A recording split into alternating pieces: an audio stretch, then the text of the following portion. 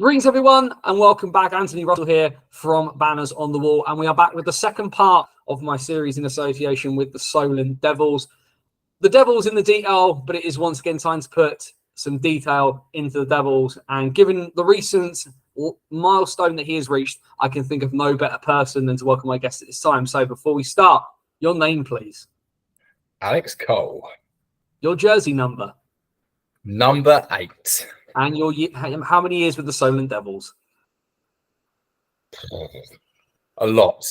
Too many. A lot. Off the bat, let's get it out of the way because obviously the weekend before last, Alex, your 400th game with the club. And I said it at the time and I'll say it again to your face, irrespective of the level, irrespective of the organisation, that is a superb achievement. Congratulations. You should be justifiably proud of what you've done. Yeah, thank you. Thank you. I wasn't actually aware of it. It was Muzzer. Actually, Muzzer said it a day early. I think we were Oxford away and he said, tonight's your 400th game. And I was like, oh, brilliant. And then after the game, it wasn't tonight, it's actually tomorrow. Oh, okay. All right. No, I don't think anyone was aware of it other than Muzzer. So I think fair play to him and the club and whoever else recognised it. I don't look at how many games I've played. It's been a long time playing now. Mm. Apologies for kind of going quite deep quite early, but I was thinking back on this in the sort of the lead up to kind of planning for this, and you've been with the Devils now for such a long period of time. That's longer than you were at secondary school, longer than friendships, longer than probably some relationships. Why the Devils, and why so long? I'll be honest. I think as a kid, you all want to be a professional hockey player. You want to play hockey forever. That's what you dream of. And then I think reality sets in, and things change through the course of life. And what do you want to achieve through life? Some people are very gifted and talented, and they will do well out of it. Others haven't got the talent. They may have the hard work and will, but then the bodies can let them down.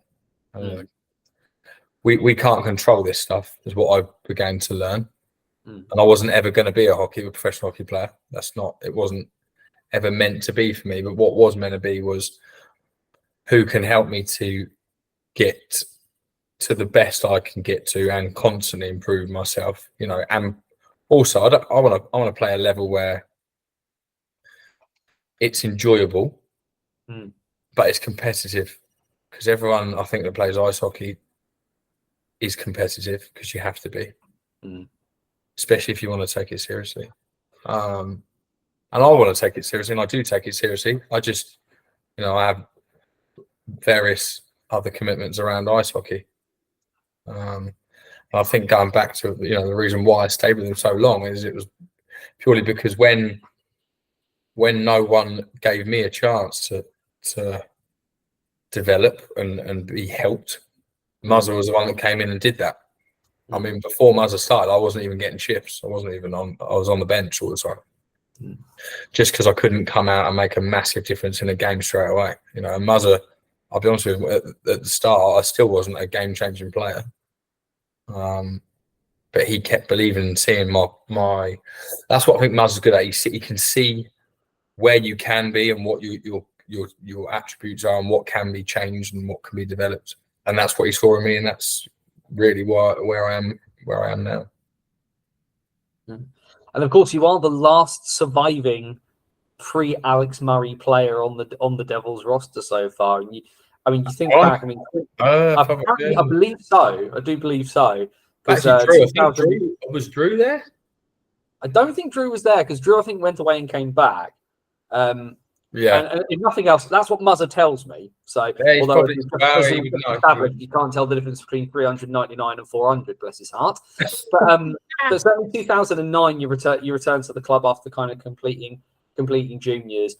It's such a cliched question, but think back to that time. What was the as they were the Solent and Gosport Devils? What was the club like when you came back after juniors? It was in a bad place, was it? Hmm. You know, it wasn't. It didn't have. I have different memories there because obviously you got to remember my mum and dad were taking me there with Chris when we were like 4 or 5 years old, and we sort of got shown that you don't stay at certain clubs if you want to develop. You go to other clubs, and these are the ones that win medals, and you just chase around clubs in your junior years, finding the clubs that always win medals. Doesn't always develop the best players because I feel like the best players were already there. And that's, I would say, such a massive change as what's happened now. The club develops people from the bottom to the top, rather than now people looking elsewhere. And yeah, I think that's probably my main difference that I can notice. And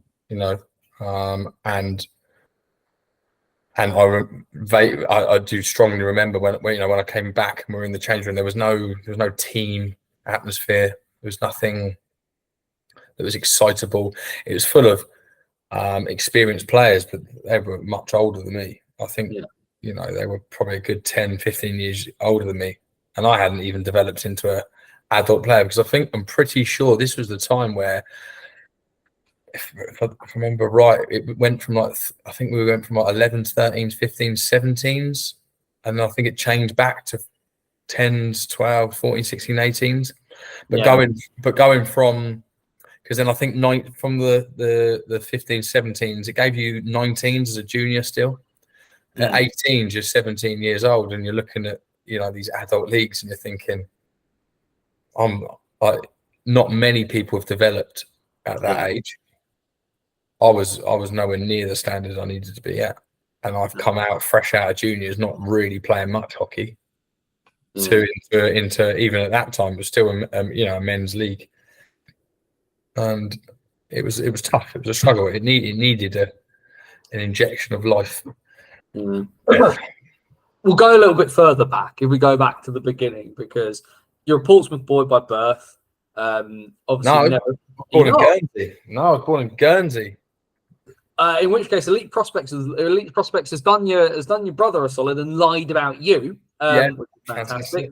Because but the island of course, as it is, not particularly well known for its ice sport at all. I mean, it's only just that the football's only really started just kicking on the island in the last couple of years. But the Gosport, of course, Gosport is an interesting place to start your junior career just because of what it is. What are your memories of being a little Cole, getting out there, having a crack at it having a crack at skating for the first time, trying it for the first time? So it was always me and my brother, because obviously we were very close growing up. Now we were into sports, but slightly different sports. I'm pretty sure when I was a kid, I was doing gymnastics at that age. And field hockey. Now, me and my brother, we got very good at field hockey, but strangely we switched positions. I was a goalie, and he was a defenseman. Or I think it was centre back or something, and played for so long. And what happened is, for Chris's 5th birthday, Mum said, "Should we go and watch a hockey game?" I was like, all right, fine. So went and watched the hockey game, and it was on the Isle of Wight. I couldn't tell you who was playing. I know it was the Isle of Wight. Yeah. But it was the Raiders. Now the at the end of the game, because it was Chris's 4th or 5th birthday, Toby Cooley. There's a name. He went and had a photo with my brother. And then from that moment, my brother decided that he was going to be a goalie, because obviously Toby was. Now, brothers being brothers, it's like one does one, the other one does one. So it was Chris started playing, and then that was it. I wanted to start playing. As I remember, I think I started as a forward. But I think, when you're a kid, I don't think you actually have a position, do you? You just sort of... Playground football becomes playground hockey a little bit, doesn't it? It's like there's the puck to follow. That's it. It's different now. Yeah, that memory actually makes me smile because my mum's got a video on tape. Apparently, it was my first goal. Obviously, I don't remember any of this, but she showed me this video, and after I scored, I'm still skating around celebrating. They're taking the face off. The whole team have lined up, and I'm still skating around my arm there. So yeah, I don't think you actually have a position, do you? I just but that was my own memory as a youngster of remembering what was happening, and then just spending the whole. I don't really remember school. Didn't really get on with school, honestly, but I remember every weekend it was either Guildford training at like 5 a.m. or something silly, and then it was then straight off to a field hockey game, and then back to play a ice hockey game in the afternoon. So that was like that'd be a standard Sunday, and Saturday we might have a game as well. I would definitely have a field hockey game. So it was fun as a kid, constantly just playing sport. Yeah. Is this why you've now got into cars at an older age, so you can sort out your mum and dad for the amount of transmissions they burn through driving you up and down the A3? I think Dad did say that he got through like 3 or 4 cars transporting us around the country. I mean, you did look at. I mean, through your junior bits and pieces, obviously, the numbers are there, like you've mentioned. I mean, you're like a lot of people from the South Coast, that really well trodden path, whether it's from the Isle of Wight, whether it's from Gosport, whether it's even from Basingstoke and Bracknell in some places. You found yourself in Guildford for a large chunk of your elder sort of junior career. Played alongside names from sort of the old EPL days that people may kind of remember. People like Callum Best, Andy Melacrino, of course, a name that might be very familiar to people on the South Coast, Matt Colclough, of course, as well, into the bargain, as well as your brother. Yeah. What are your big memories of junior hockey in Guildford? Because the junior section, certainly around the time when you were a junior, had a really, really big reputation for kind of developing guys, but for a way, because of the way the Flames operated in the EPL, there was always very much felt like there was kind of a ceiling for young players at Guildford. Yeah, and that was the trouble. It was great because obviously our idols, the Flames, were training with us. They're helping coach us. So I'll be honest with you, as a junior, I didn't understand the levels of ice hockey. I just thought it's a given right. You're going to play ice hockey. It's what every kid does, isn't it? You just go to ice hockey for 10 years, you grow up, and then you play hockey professionally forever. That's just how it works. And your parents don't want to crush your dream or tell you the truth. And I think it was only when I was getting older when I think it then becomes obvious when you're not getting ice time, and you have to start evaluating why aren't you getting ice time. It's only then you're the only person who can control whether you're going to get ice time or not. Yeah. I didn't realise that till late in my career. Late in the juniors, I would say. First year, late. Pretty sure it was second year 16s, early 18s, which then is quite late to then start trying to develop skills to be better than everyone. That sort of insight that comes as you kind of start becoming a young man away from kind of sort of becoming an adolescent. Hang on a second. Yeah. When I was 14, I was getting out there a lot more than I'm getting out there when I'm 16. What? And then it's not fun. Yeah, it's not fun then, because then you when you're a kid, you don't understand what's going on. You just turn to a game, put your boots on. Where we used to go fully kitted. You take our skate guards off and go straight on the ice. It was.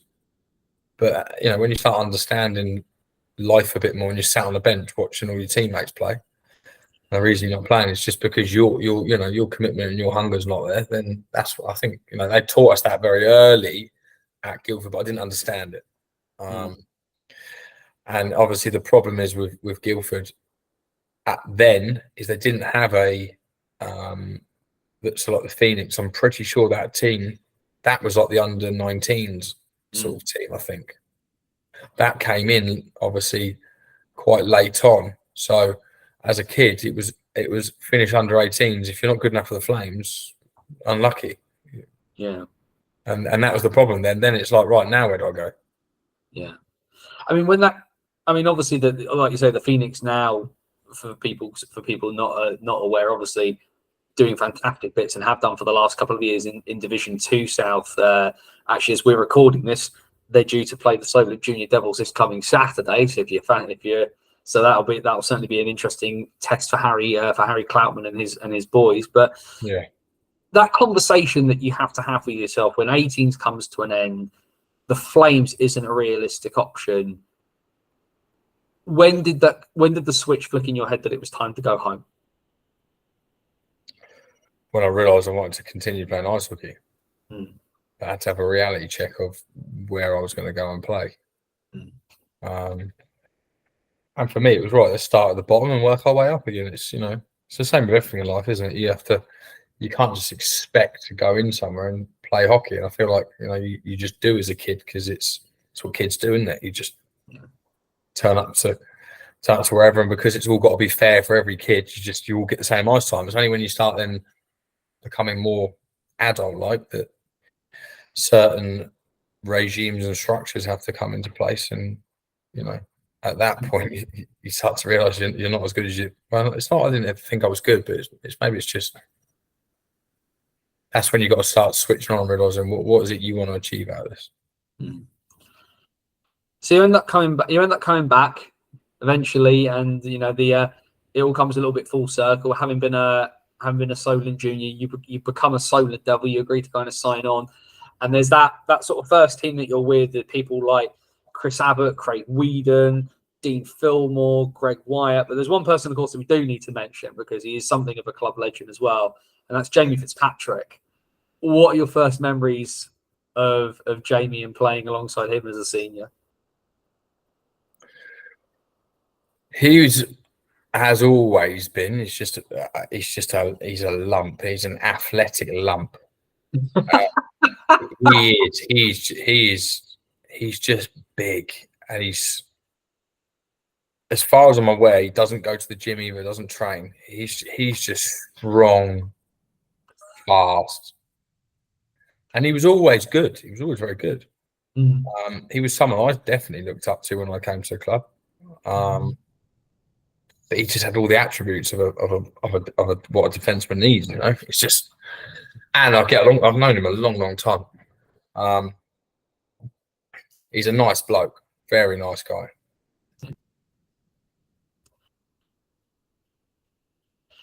Is it frustrating though to have a person like that? Because we've all got them in our lives where they are naturally athletic, despite seemingly never having to put in a similar amount of effort to kind of do some of the things. Because having played rugby as a young man, I know that I had to put in sort of 3 times yet, and I did have one friend who was just so naturally athletic, and it just didn't seem to matter. But you could run like 30 miles an hour in a straight line, and you can catch him, those kind of things. But when you've got somebody like that, is it a motivation to be as good as them, or is it just, oh, for God's sake, how can you be so good at this without trying? I've got. How do I explain this? I've got. I've always been competitive, but I've got more hunger as I get older, even now. Yeah. If there's someone out on the ice that's better than me, I want to be better than them. That's just how my head is now. It's been like that now for 6-7 years. Yeah.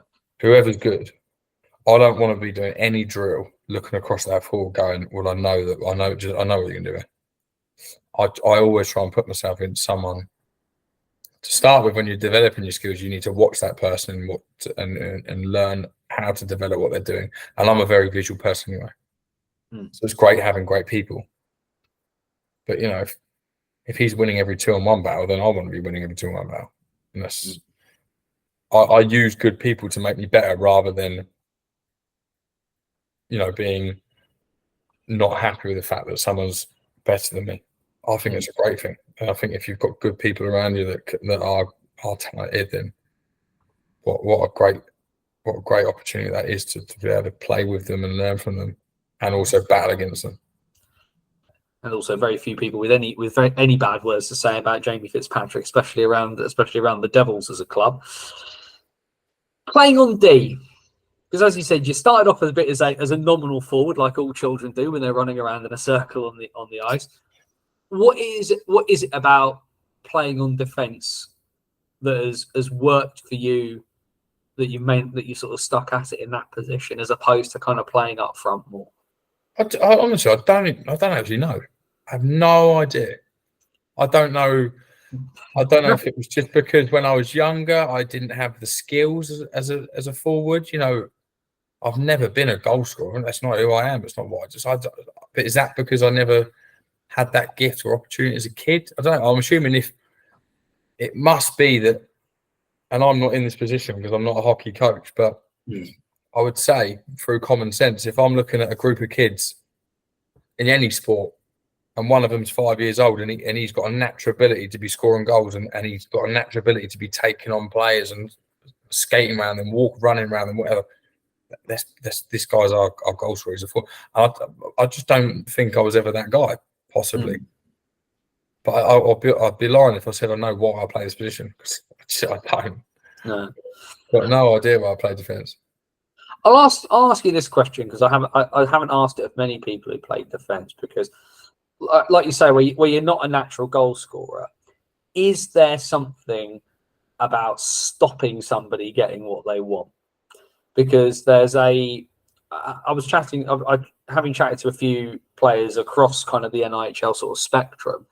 A lot of defensive players, you know, they always sort of say, you know, a couple of them I speak to sort of say there's nothing like just stopping people, frustrating them, and knowing that I've done my job as a result. Is there an element of that potentially in there as well? Yeah. I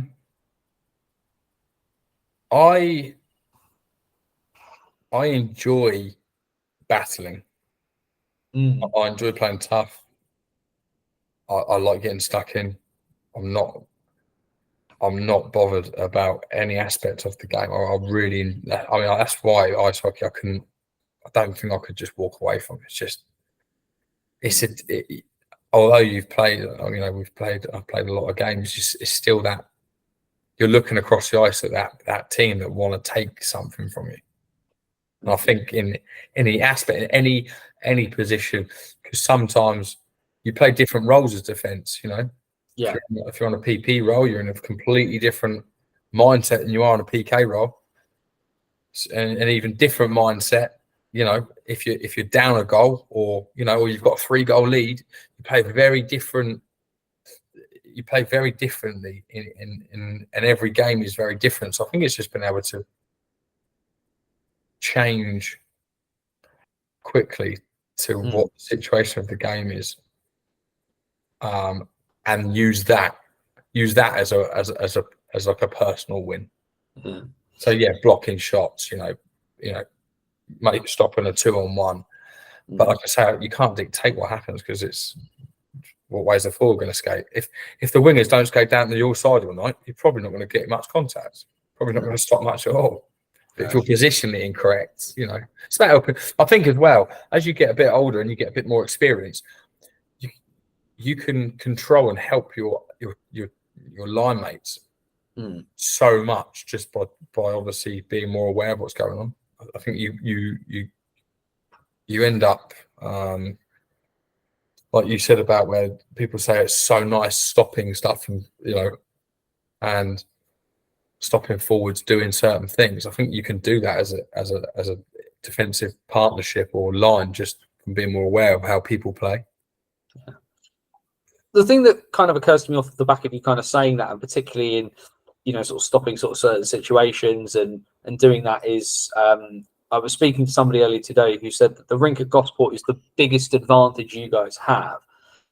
How easy do you guys find it? And I mean, you in particular as well, because of course you only play half your games in one building. You have to play the other half in a bunch of different places, from Invicta, which is well loved, shall we say, in Gillingham, to Milton Keynes, which is obviously a bit newer, to the High Road, which is a bit newer. How easy is it to make that adaptation, particularly, of course, as well, because you'll have 2 going weekends. You'll be at home potentially on a Saturday night, and then playing somewhere like Milton Keynes on the Sunday, which comparatively, of course, is a huge difference. How easy or how hard is it to kind of make that adaptation, particularly as a defenseman, to kind of having to play the system that Alex is wanting you to play, but then having to adapt to just the fact that there's, you know, more space, different space, the zones will be bigger. I mean, is that a tough thing to do? Yeah, it is. But if you look at our record at the moment, I think we're better away than we are at home. I'm pretty sure. But I think our style of players have changed. We've always had gospel born and bred players.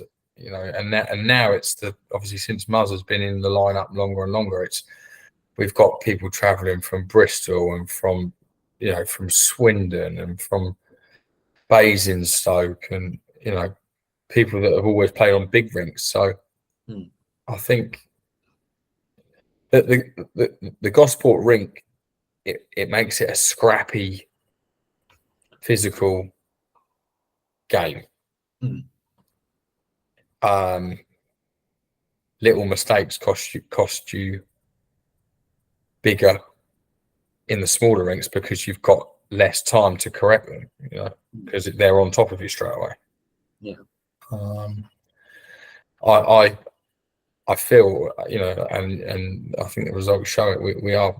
We seem to be better on the bigger rinks at the moment, where we've got our speedy little forwards and a bit more time on the puck. I don't know what's changed. I'll be honest with you. I'm not really sure. I would say, yeah. I would say I don't think it's an advantage anymore. I don't think because I know we train in it, but then it's like you say, you play 50% of your games in the other rinks anyway. So it should be said, just looking at the numbers, you're actually 4-2 at home and 3-2 on the road currently. So you're only better at home by the sheer virtue of the fact you've played more games there currently. But that's not a terrible away record to have, especially when you consider some of the teams below. Every other team below you has a negative record on the road. Every other team above you, unfortunately, at the moment does have a better record, but they've also played more away games than you currently. Yeah. Just kind of returning to your career, because we'll talk more about the rest of the league in a little bit. But when did you realise, having come back to the Devils as a club, that you could stick around? That this was not only did you want to be there, but that you had the ability to be there and really make a difference? I think we start giving more responsibility. I think I got made assistant quite early, and it gave me. That was when I was the competitive. That was when I took that role, and I want to be better than everyone. I want to improve. I want to be the best. I want to learn. Right, okay. This season, I'm going to focus on these goals next. And do that sort of stuff. I think. Then obviously getting made captain, I got made captain I was quite young to be a captain. That was a big learning curve. I think obviously then you're in, aren't you? Yeah. You'd hope so at that stage. And 2015, I had you was being made captain of the club. Yeah, you'd hope at that point they were going to keep you around for a little while. Yes. Yeah, so what's that? 8 years ago. Yeah. Yeah. Yeah, so it's 2021, 22, 23 years old. All right. So it's quite young. It's stuck with you for a while then, if nothing else. Yeah, but it's quite young. Obviously, you're still really in a men's league, you're still a kid, aren't you? To be then being a captain of other men and people in the league. I mean, there's people that are playing in the team that have been there much longer than me, and much more experienced.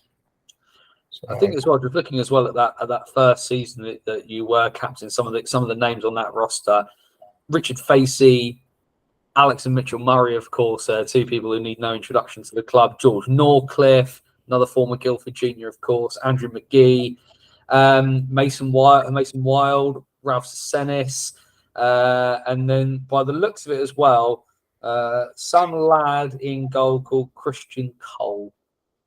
Yeah, I don't know who that is. No. We'll talk about him briefly because I think we have to probably mention him ever so slightly. But only very briefly. I'll ask you the one question just because I'm interested to hear you as his brother say it. A lot of people regard your brother as probably one of the best netminders to ever play at this level in anywhere in the country. Yeah. if it happens, should number 1 go on the wall of the Gosport Ice Arena? It wouldn't ever be my decision, I don't think. Oh, you diplomat! You boring diplomat of a man. Well, the problem is with that number is it's nearly every goalie's number, isn't it? I'll probably say 90% of the goalies in the league or 90% of the teams in the league, there is a number 1. So if any goalie was to come to that club, and goalies are very superstitious people, I think it'd be very hard. Has there ever been a number 1 retired? It's retired in Toronto. Is it?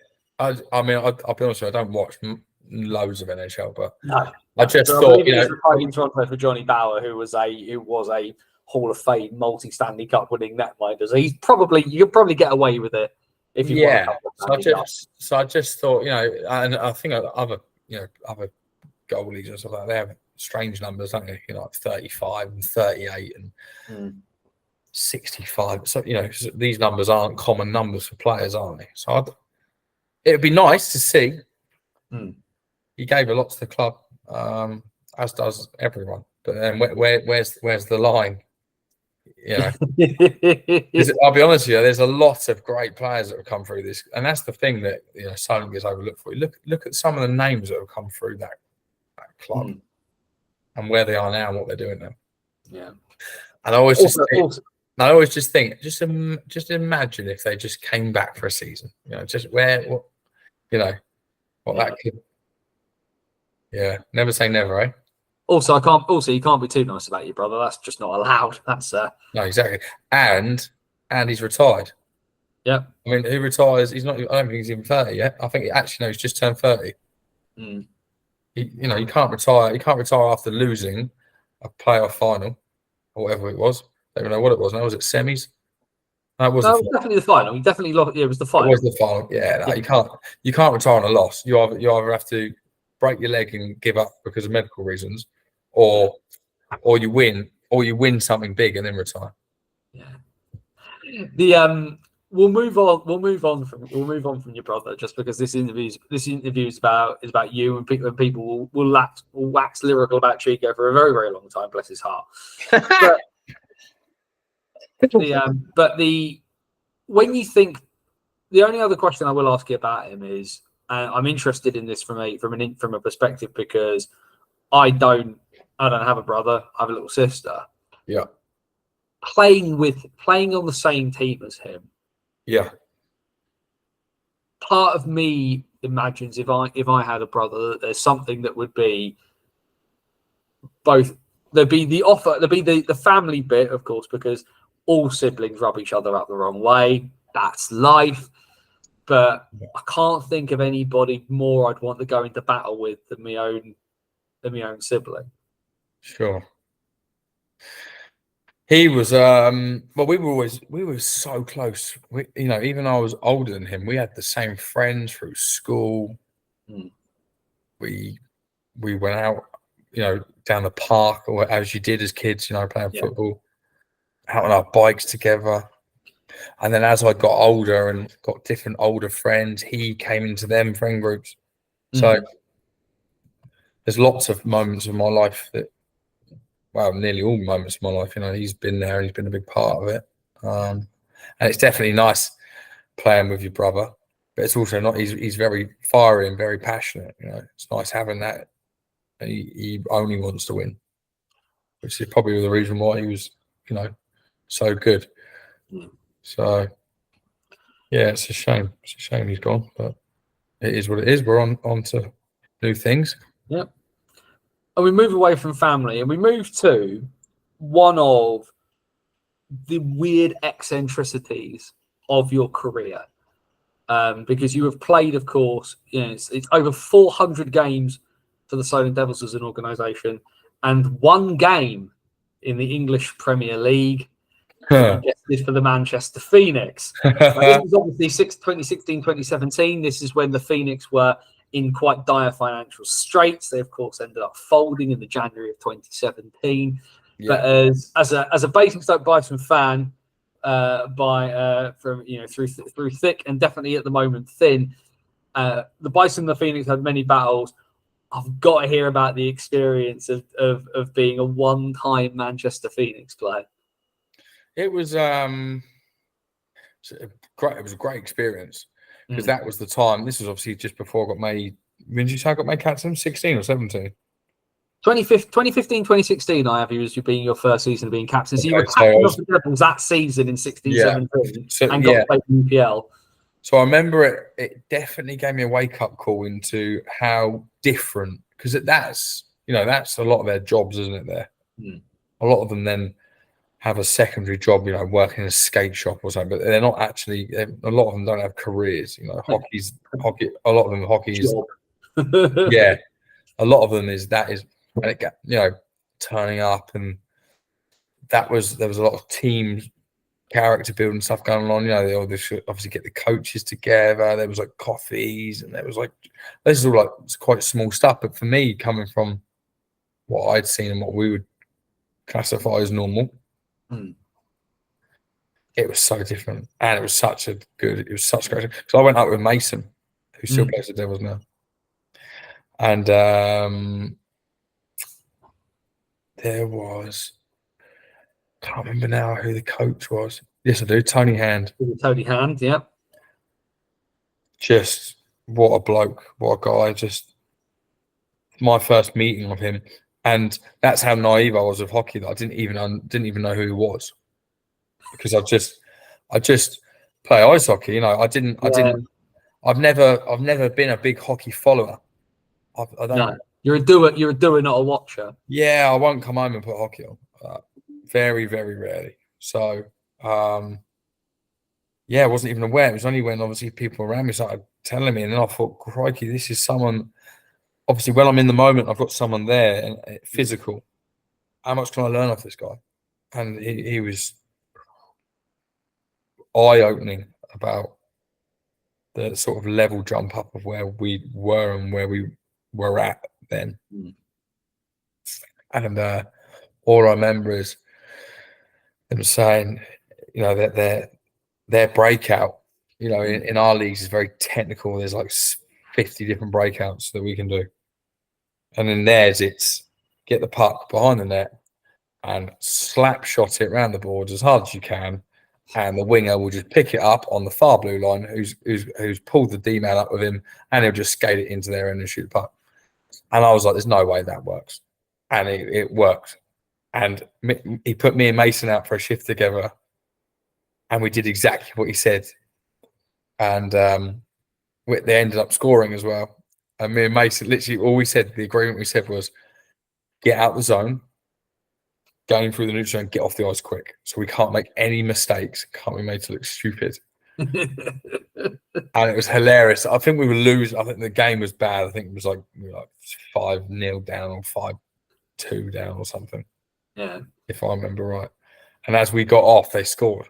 And me and Mason were having a little joke around. Does that mean we're +1? Having a little joke around our shift experience. So yeah, it was good. It was really good. Really, really good. Crazy now to think, of course, Tony Hand is now coaching at Div 1 after all those years out of the game. He's now, of course, the coach of the Whitley Warriors. So you're effectively coaching at the same level that he's coaching at the same level that you're playing at now, which is a very interesting thing to think about. Yeah, they're how are they doing? They're pretty good. Whitley, yeah, they're doing all right. Had a bit of a wonky start, but they're starting to pick up a little bit. They're third now, currently in North One.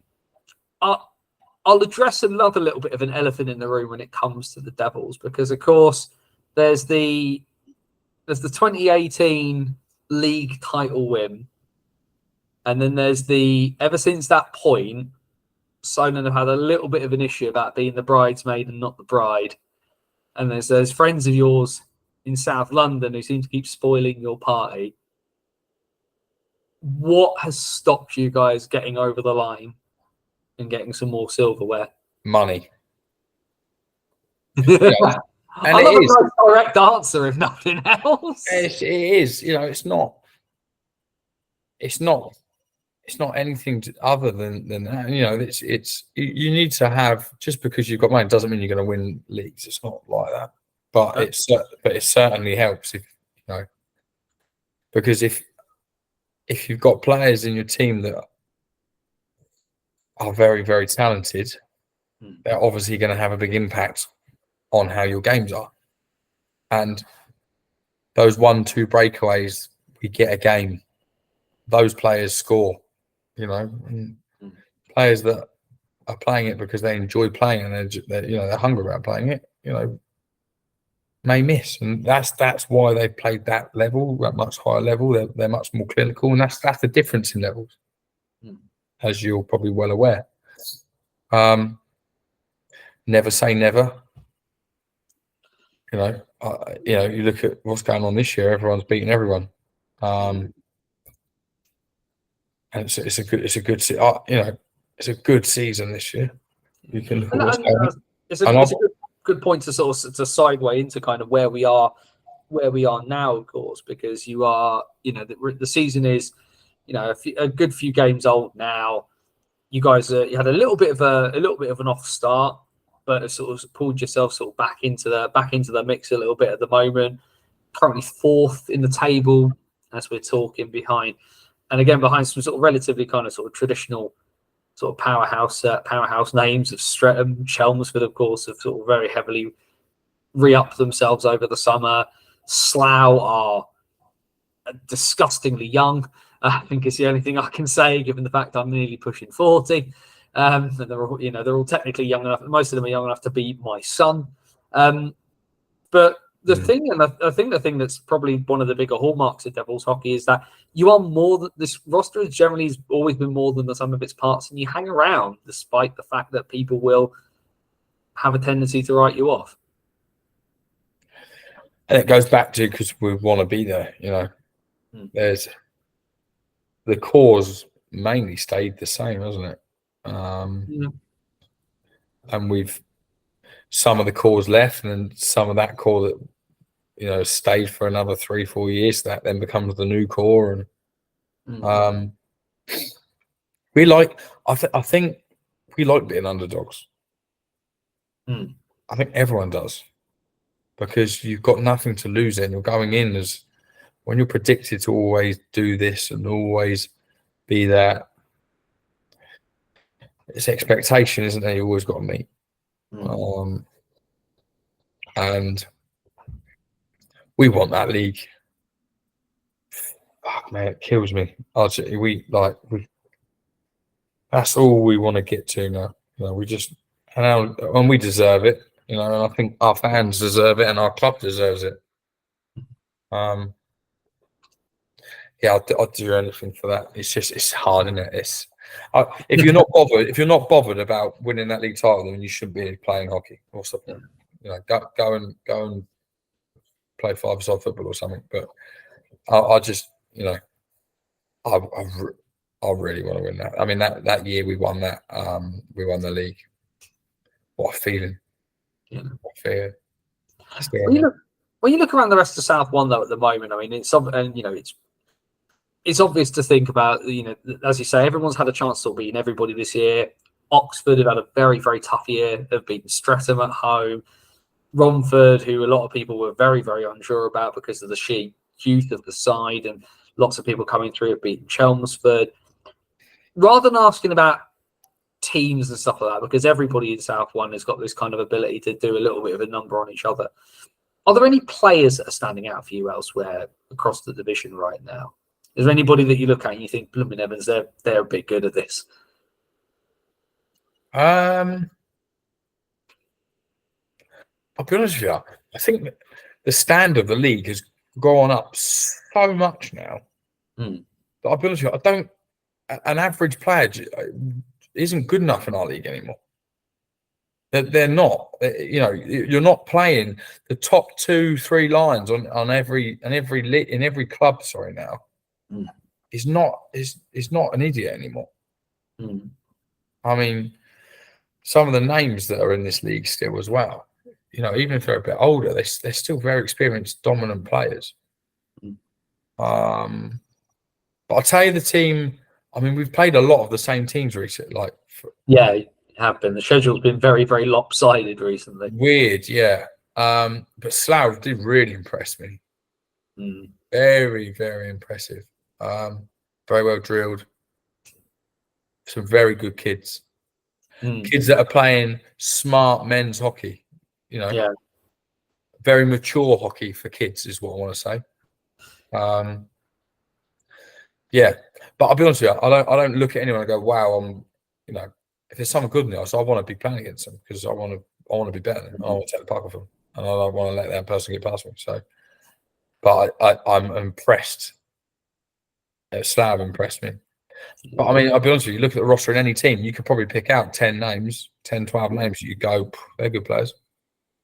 We will pick up one name on your own roster, though, of course, because he's certainly in that mold of young, very, very promising, has the potential to push on and play for higher things, and that's Kane Russell, who of course has gone away, come back, no relation, but certainly I think there was a lot of surprised faces. I think when Kane came back to Gosport this summer, and a few people I sort of talked to, whether it's Alex Murray or whether it's other people kind of around the club. They're obviously delighted to have him back, but they really don't. I think there's a bit of an expectation that this is a year for Kane to come and dominate and then potentially move on. But as a young man, he has a lot of potential, but he's also got potential this year to do really big things and really lead the line for you guys. Yeah, you're right. Again, though, it's the expectation, isn't it? And he is a kid. He's someone that I didn't know, and I'm very fond of. Such a nice person. Very, very calm, placid. Doesn't talk a lot.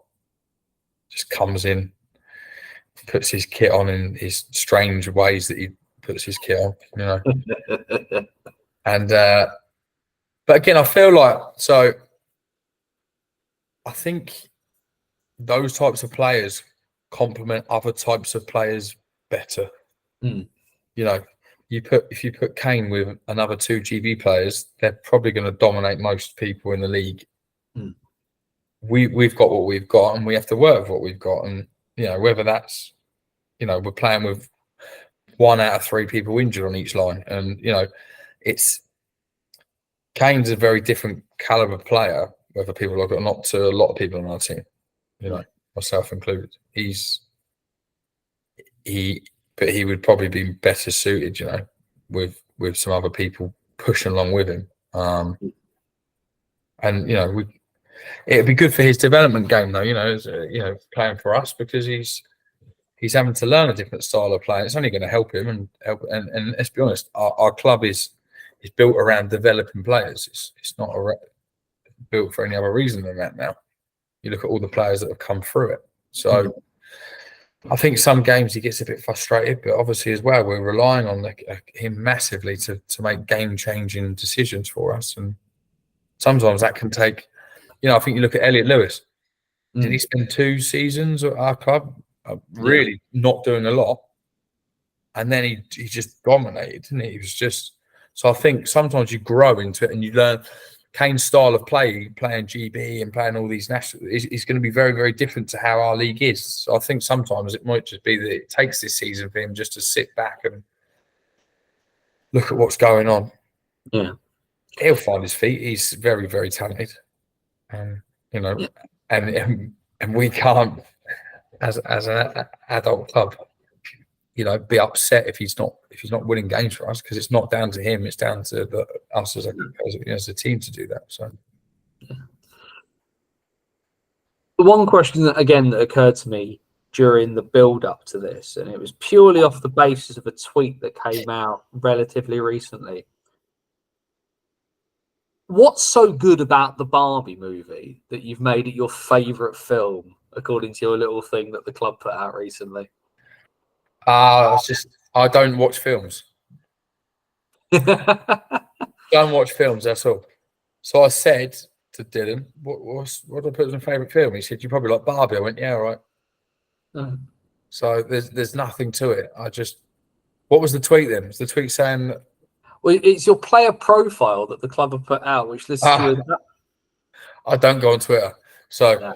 I thought someone might have been slagging me off or something about it. No. It was more the facts as well that your favourite song is listed as "All Night Long" by Lionel Richie. Oh yeah.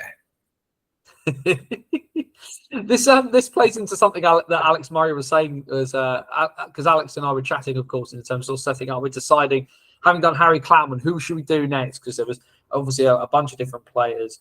And Alex's description of you was that that Alex Cole was not the typical hockey player. He doesn't chew, he doesn't listen to country music, and he doesn't walk around in Crocs.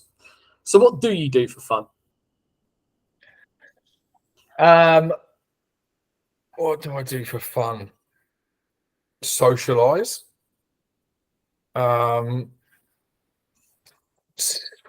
Go shopping and drive cars. They're things that make me, and go on holiday. They're things that make me happy. You've got a few months before you can do the holiday bit, but certainly, like, that is a little bit different from most hockey players I've met.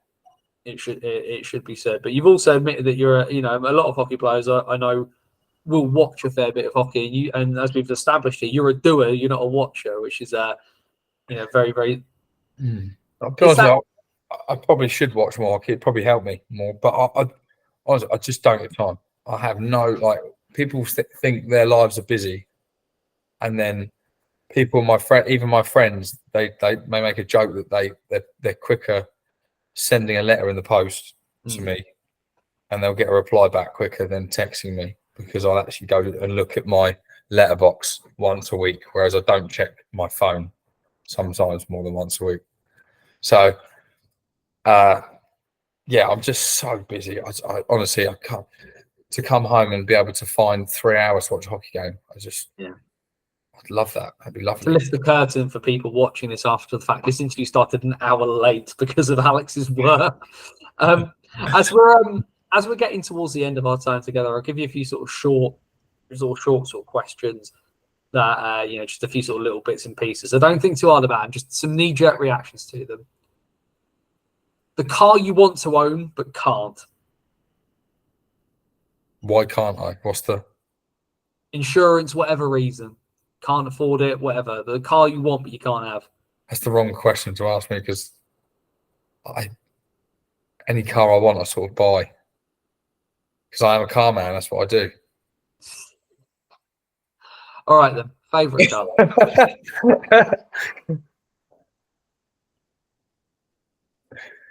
What's favorite car? Favorite car. Ferrari 458. The one player in the Devils changing room who should never be given access to the stereo.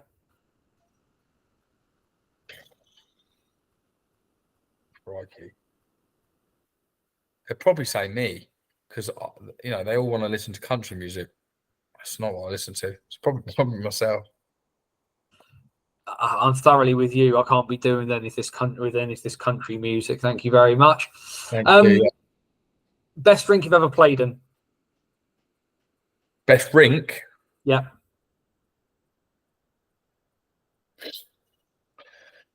Oh, I'll be honest with you, Guildford's a lovely rink to play in, isn't it? Guildford is a beautiful rink. And Sheffield, maybe those two. And Nottingham. I don't know. They're all very similar. Nottingham's obviously, is Nottingham the biggest, isn't it? Is that right? Right? Yeah. I remember being wowed by that. Yeah, it's probably that rink. You haven't scored many of them, but favourite goal you've ever scored? Oof, that's nasty. I don't know. I don't score very often, so I can't remember the last time I scored, or actually anyone that was any good. Actually, I'll tell you when. I'll tell you when. I scored two. There was a game on my birthday in Oxford. Turned up and I was missing a glove. Lockie said, "You're going to have to use my glove." Now, he has massive hands, and his glove I could fit on my head. But it was the only glove we had. And he goes, "You're going to score that?" I went, "Don't be so stupid." He said, "Wear the pair." And I went, "I'm not wearing the pair. I'd rather have one glove that's right and try and work with the other one." And I scored 2 goals that game. That one's been unlocked wherever he's watching. Yeah, that's it. He's probably in a pub somewhere. Best piece of advice that you got from your mum and dad?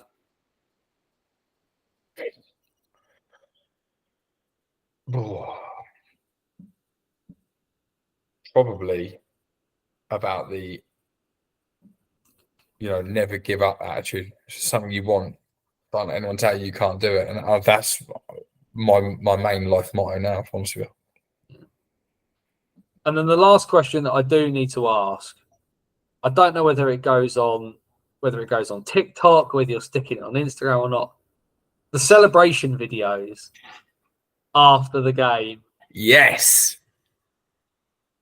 I'm smiling now, thinking about them. Where does this start? What was the motivation for this? And also, what's the song?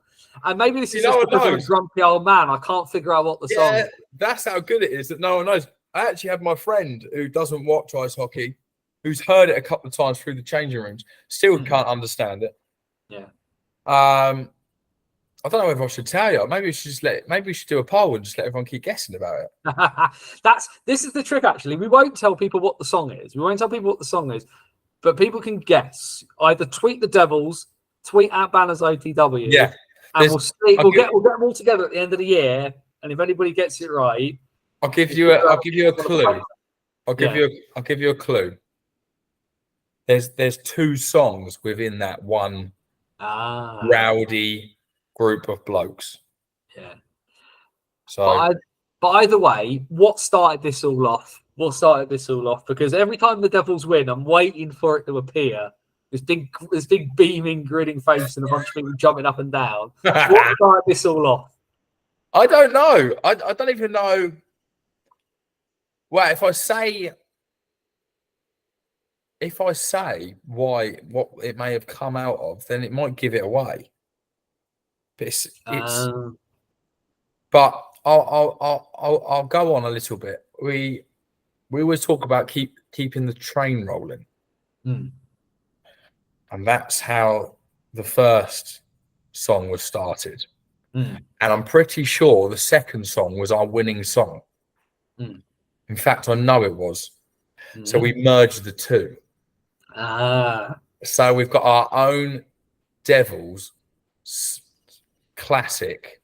It's also got a Jive Bunny mega mix kind of thing. Special song that no one can recreate because it's ours.